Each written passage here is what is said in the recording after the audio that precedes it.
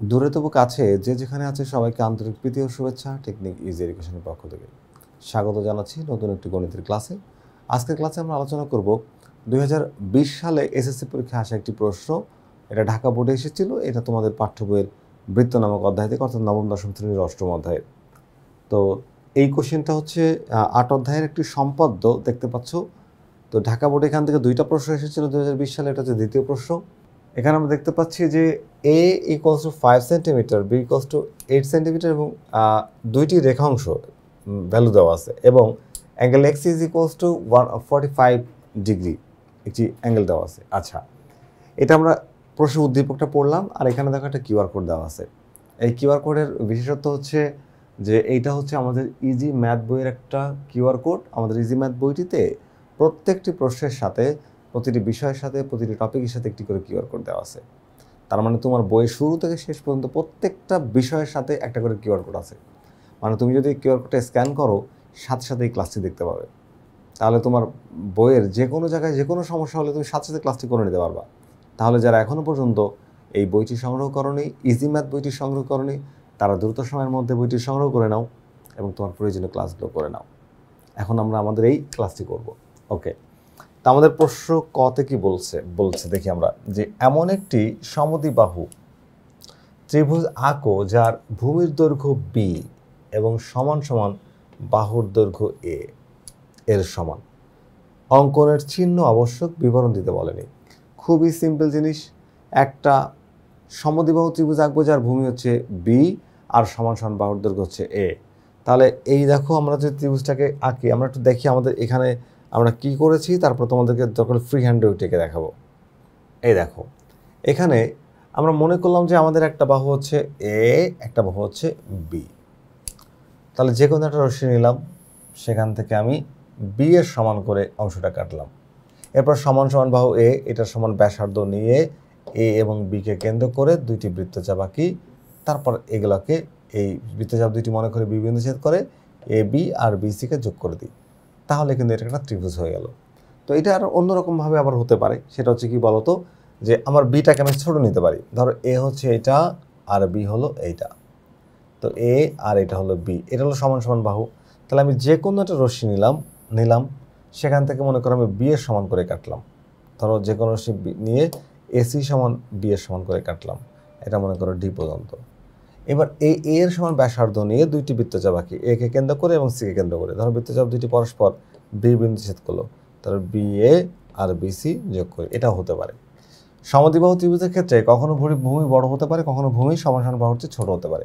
এই দুইটা সমান সমান বাহু, ভূমিটা তার কি ছোট। আমি ফ্রি হ্যান্ডে আঁকলাম, এটা তোমরা কম্পাস দিয়ে আঁকবা, কম্পাস দিয়ে আঁকতে হবে। এটা খুবই সহজ কোশ্চেন ছিল, আশা করি তোমরা বুঝতে পেরেছো। এর পরের প্রশ্নে আমাদেরকে বলা হচ্ছে যে কি বলা হচ্ছে একটু দেখে নিই আমরা। এর পরের প্রশ্নে আমাদের বলা হচ্ছে এমন একটি ত্রিভুজ আঁকো যার দৈর্ঘ্য, এমন একটি ত্রিভুজ আঁকো যার দৈর্ঘ্য এর সমান এবং ভূমি সংলগ্ন যে কোণটা আছে সেই কোণটা হচ্ছে এক্স। এক্স বলতে এখানে 45 ডিগ্রি বোঝানো হচ্ছে এবং অপর বাহুর সমষ্টি হচ্ছে বি এর সমান। অপর বাহুর সমষ্টি বি এর সমান। অঙ্কনের চিহ্ন লাগবে, বিবরণ লাগবে। চিহ্ন এবং বিবরণ দুইটা আবশ্যক। মানে তুমি যদি এখানে শুধু এঁকে রাখো তাহলে পুরো মার্কস পাবা না, আর লিখলে তো নাম্বার হবে না, না এঁকে লিখলে কোনো নাম্বার হবে না। আঁকবা এবং লিখবা দুইটা করলে পরে এটার ফুল মার্কসটা তুমি পাবা। তাহলে আমরা আরেকবার একটু দেখে নিই, যে এমন একটা ত্রিভুজ আঁকো যার ভূমির দৈর্ঘ্য হচ্ছে, ভূমি সংলগ্ন কোণ হচ্ছে এক্স, অপর দুই বাহুর সমষ্টি হচ্ছে বি এর সমান। এই যে ওকে, আমাদের চিত্রটা হচ্ছে এই যে আঁকার পরে এমন হলো। চিত্রটা হচ্ছে আঁকার পরে এমন হলো, কিভাবে আঁকলাম সেটা একটু যদি আমি তোমাদেরকে দেখাই দিই। ধরো যে তুমি একটা যে কোনো রশ্মি নিলা, এই যে একটা রশ্মি নিলা, তুমি যে কোনো একটা রশ্মি নিলা, এই রশ্মি থেকে ভূমি বি এর সমান করে কেটে নাও। ভূমি মনে করো যে আমাদের এ দেওয়া ছিল এইটুকু, আর বি দেওয়া ছিল হচ্ছে এইটা হচ্ছে সমষ্টি বি, আর এটা হলো এ। তাহলে এর সমান করে কেটে নাও, এর সমান করে ধরো এই যে এর সমান করে কেটে নিলাম, এই যে কেটে নিলাম। আর আমাদের একটা কোণ দেওয়া ছিল এক্স, কত ডিগ্রি বলো তো, 60 ডিগ্রি। এই যে কোণ এক্স। তো আমরা এই কোণ এক্সটাকে এই বিন্দু অথবা এই বিন্দু যে কোনো একটা বিন্দুতে আমরা আঁকতে পারবো। আমি এখানে আঁকলাম, এই যে কোণ এক্সটাকে এখানে এঁকে দিলাম। ওকে, এবার যে সমষ্টি বি এর সমান করে কাটলাম, এটা হচ্ছে বি এর সমান করে কাটছি, আর এটা হচ্ছে এর সমান করে কাটছিলাম, এটা হচ্ছে কোণ এক্স এর সমান করে। এবার এটা বি এর সমান করে মনে করো যে কোনো রশ্মি বিই থেকে এ এর সমান করে বিসি অংশ কাটি, বিসি রেখার বি বিন্দুতে কোণ এক্স এর সমান করে সিবি, মনে করো পি কোণ আঁকি। এবার বিপি রেখা থেকে কি করব, বিপি রেখা থেকে বি এর সমান করে আমরা করব কি, যে বিডি অংশ কাটি, বি আর সমান করে ডি অংশ কাটি। তারপরে কি করব, এই বি আর ডিকে, এই সি আর ডিকে যোগ করে দিলাম যোগ করে। তাহলে এখানে একটা কোণ তৈরি হলো, এই কোণের মাপটা নাও, নিয়ে সেই কোণটাকে তুমি এইখানে আঁকো, আর এই মাপটাকে আবার নাও, নিয়ে এখানে কাটো, কাটার পরে দেখো মনে করি যে তা বিডিকে এ বিন্দু ছেদ করে, তাহলে এ বি সি হচ্ছে উদ্দেশ্য ত্রিভুজ। এই কোণটা আর এই কোণটা কিন্তু সমান হবে, অর্থাৎ কোণ বি ডি সি এর সমান করে কোণ ডি সি এ আঁকো, যেটা বিডিকে এ বিন্দু ছেদ করে, তাহলে এ বি সি হচ্ছে উদ্দিষ্ট ত্রিভুজ। এই হচ্ছে একটা ত্রিভুজের ভূমি সরণটি কোণ আর অপর দিকে সমষ্টি দেওয়া ছিল, তাহলে ত্রিভুজের চেহারাটা কেমন হয় আমরা দেখলাম। ওকে,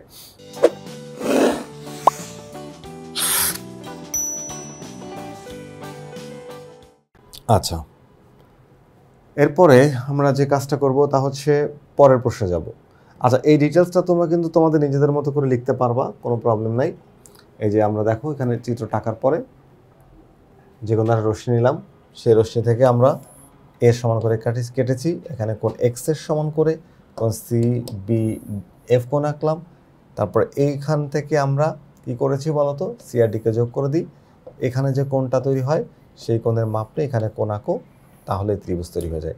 এটা নিজের মতো করে বিবরণ দেওয়া যাবে, একদম তুমি যেভাবে এঁকেছো সেভাবে লিখতে পারবা। এখানেও অর্থাৎ ধাপ ধাপ দিয়ে লেখা আছে, তুমি ঢালাভাবে এটাকে লিখতে পারবা। যে কোনো রশ্মি থেকে তুমি এর সমান করে কাটলা, তারপর বিসি রেখা অংশ বিবিন্দু এক্স কোণ আঁকলা, তারপর কীভাবে কী করলা তুমি এটা লিখতে পারবা। তো লিখে দিলেই কিন্তু এটা ত্রিভুজ এবিসিটা হচ্ছে উদ্দেশ্য ত্রিভুজ হয়ে যাবে, যেভাবে আমি তোমাকে এঁকে দেখালাম। ত্রিভুজ এবিসি কি, উদ্দিষ্ট ত্রিভুজ। এখানে সম্পদের ক্ষেত্রে মূল জিনিসটা হচ্ছে, বা এই কনস্ট্রাকশনের ক্ষেত্রে মূল জিনিসটা হচ্ছে ড্রয়িং করা, মানে এটাকে ড্র করা বা এটাকে আঁকা। তাহলে আঁকতে পারলেই কিন্তু তোমার পুরো কাজ শেষ। এবার যা আঁকছো সেটা নিজের মতো করে লিখে দিলেই হবে। ওকে, এর পরের প্রশ্নে আমাদের বলা হচ্ছে যে b/2 ব্যাসার্ধ বিশিষ্ট, বি ছিল 8 সেন্টিমিটার, তার b/2 মানে হচ্ছে 4 সেন্টিমিটার ব্যাসার্ধ বিশিষ্ট বৃত্ত এঁকে এতে এমন দুইটি স্পর্শক আঁকো যাদের অন্তর্ভুক্ত কোণ হয় 90 ডিগ্রি। এখানে 90 ডিগ্রির পরিবর্তে আসতে পারে 60 degree, 30 degree, 50 degree, 70 degree, 80 degree, যে কোনো প্রশ্ন তোমাকে দিতে পারে, কোনো প্রবলেম নাই, আমরা এটা আঁকতে পারবো। ওকে, তো এটাকে আমি একটু ফ্রি হ্যান্ডে তোমাদেরকে প্রথমে এঁকে দেখাই, তারপর আমাদের কাজটাও তোমাদেরকে একটু দেখাই দিব। দেখো, যে কোনো একটা বৃত্ত, তুমি একটা বৃত্ত নাও, এই যে একটা বৃত্ত নিলাম, তো এই বৃত্তের ব্যাসার্ধ হচ্ছে 4 সেন্টিমিটার। তাহলে এটা বৃত্তের ব্যাসার্ধ হচ্ছে কত বলো তো, 4 সেন্টিমিটার। এই যে বৃত্তের কেন্দ্র থেকে পরিধিপূর্ণ ডিস্টেন্সই হচ্ছে ব্যাসার্ধ। তাহলে এই হলো ব্যাসার্ধ, কত সেন্টিমিটার, 4 সেন্টিমিটার। ওকে, তো আমাদের বলা হয়েছে কি, যে তোমার কি বলা হয়েছে বলো তো, বলা হয়েছে যে বৃত্তে এমন দুইটি স্পর্শক আঁকবা যাদের অন্তর্ভুক্ত কোণ 60 ডিগ্রি হয়, 90 ডিগ্রি হয়। তো 90 ডিগ্রি একটু খেয়াল করে দেখো, যদি আমরা এখানে একটু দেখি 90 ডিগ্রি আঁকতে বলছে তো, ওকে ফাইন। তো মনে রাখবে স্পর্শক বৃত্তেরকে একটা মাত্র বিন্দুতে স্পর্শ করে, বৃত্তের পরিধির উপরস্থ। তাহলে দেখো তাহলে যেখানে স্পর্শক তৈরি হয় সেই জায়গায় 90 ডিগ্রি কোণ তৈরি হয়। তাহলে দুইটা স্পর্শকে 90 90 180 ডিগ্রি তৈরি হবে। তাহলে একটা কোণ আমাকে দিয়ে দিচ্ছে 90 ডিগ্রি, 180 আর 90 270। এখানে চতুর্ভুজ যেহেতু তৈরি হবে তাহলে আর থাকে 90। তাহলে এইখানে আমি 90 ডিগ্রি কোণ আঁকবো। কী আঁকবো বলো তো, 90 ডিগ্রি কোণ আঁকবো। দেখো 90 ডিগ্রি কোণ আঁকার সিস্টেম তো তোমরা জানো, কম্পাস ব্যবহার করে এটাকে আঁকতে পারো। এই যে এরকম করে, তারপরে এখানে এখানে এই দেখো 90 ডিগ্রি তৈরি হলো, এই যে 90 ডিগ্রি তৈরি হলো। এই কোণটা হচ্ছে কি বলো তো, 90 ডিগ্রি। তাহলে দেখো এবার স্পর্শক আঁকবা। তো স্পর্শক যখন আঁকতে চাও তুমি, এইখানেও তোমাকে কি করতে হবে, আমরা যদি একটু আমাদের টুলস নিয়ে নিই, যদি আমরা কম্পাস ব্যবহার করে এটা করতে পারবো চাইলে। ধরো যে আমরা কম্পাস ব্যবহার করে যদি লম্ব আঁকতে চাই, তো এখান থেকে তুমি হচ্ছে এই নাও, এই যে, তারপরে এখানে আবার কেন্দ্র করে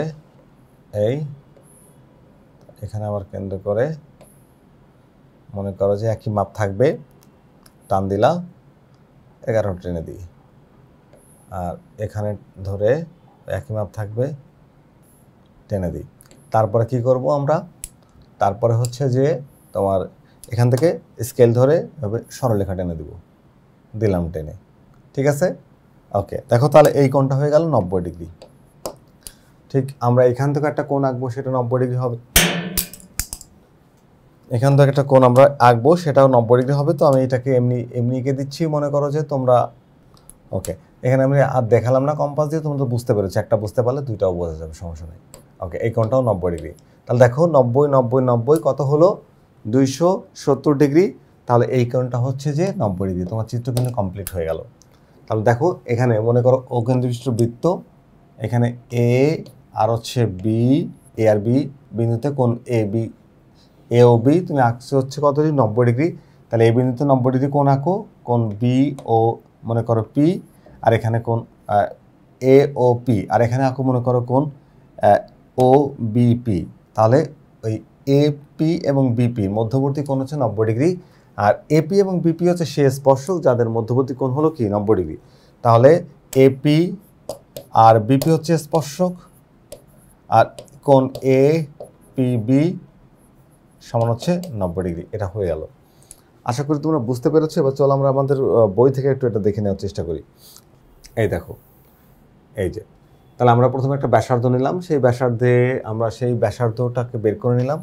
এখানে দেওয়া ছিল বি, বি/2 এর সমান ব্যাসার্ধ নিয়ে আমরা একটা এবিসি একটা বৃত্ত আঁকলাম, এবং ও দের কেন্দ্রে উক্ত বৃত্তের দুইটি স্পর্শক আঁকতে হবে যাদের অন্তর্ভুক্ত কোণ হচ্ছে 90 ডিগ্রি, তাই তো।